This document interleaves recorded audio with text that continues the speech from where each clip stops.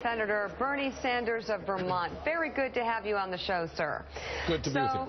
Let's start with what was the best part of the president's speech last night, and what did you think was the weakest? Well, I think the best part was the president's recognition that, in fact, we are in much better shape than we were 6 years ago when Bush left office and when we were losing 700,000 jobs a month. I think the weakest part is that there was not a full recognition that while we have made enormous progress, the reality is that real unemployment, Mika, is not 5.5%, it is 11%, including those people who have given up looking for work and are working part-time. Youth unemployment remains 18%. And as part of a 40-year trajectory, the American middle class continues to decline, and we need very bold action. Looking at those numbers, and also let's add wages to the pot here. And has the president proposed anything that can actually address those two issues that will actually get through Congress, that will pass, that he can agree with Republicans on?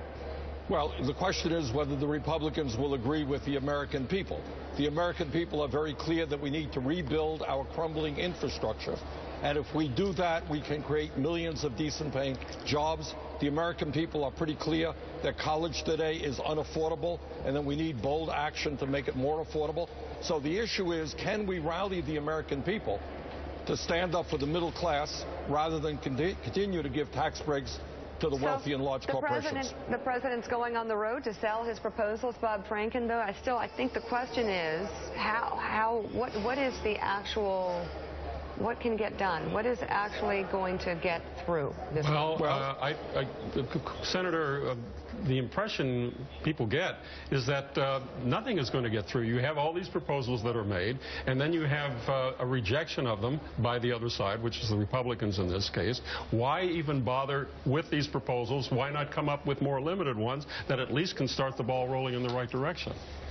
Well, I think the answer is that the country faces very, very serious problems, and they need serious solutions. The Republican proposal is to cut Social Security, cut Medicare, and give tax breaks to the rich. I think what our job is to rally the American people to give the Republicans something they have got to move forward on, because that's what the American people want. But Senator, let me repeat what the Republican point of view, which is if you, in fact, come up with policies that are unfriendly to what they call the job creators, the expansion is going to stop.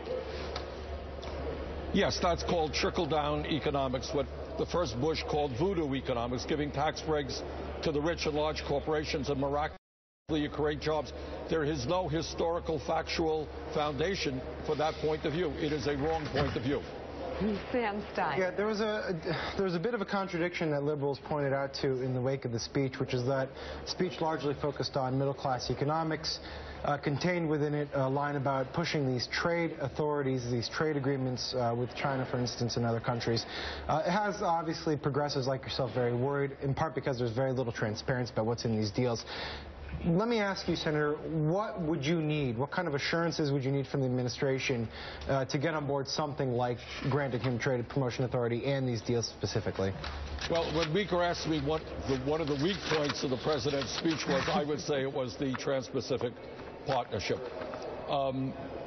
Look, the truth of the matter is that NAFTA, CAFTA, and permanent normal trade relations with China have been a disaster for American workers. Since 2001, we have lost 60,000 factories in America, not all of it associated with trade, but I expect that a lot of it has been associated with trade and millions of decent-paying jobs.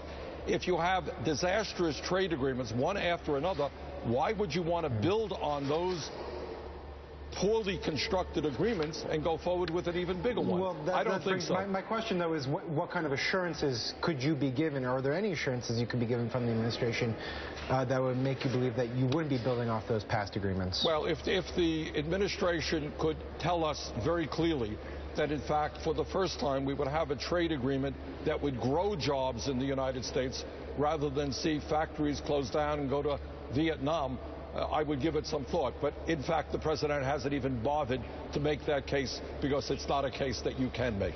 The trade agreement... Yeah, I'm sorry. That's all right, Senator. Just before you go, I'm curious about what you think about some of the 2016 names that have come up in the news, including Mitt Romney, looking very serious about jumping back in for a third run for the presidency. Well, I think, people have a right to bring forth their names and run for president of the United States. The American people will make the final decision on that. That includes you. That includes me.